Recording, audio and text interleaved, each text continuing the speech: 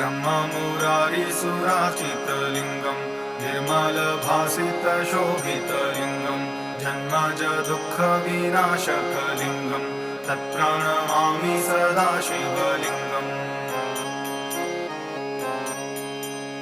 देवमुनिप्रवराजितलिङ्गं कामदहं करुणाकरलिङ्गं रावणदर्पविनाशनलिङ्गं तत्प्रणमामि सदा शिवलिङ्गम्।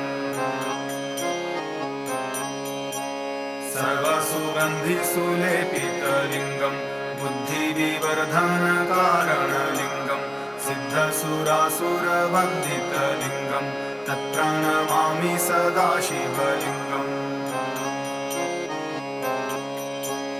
कनकमहामणिभूषितलिङ्गं फणिपतिवेष्टितशोभितलिङ्गं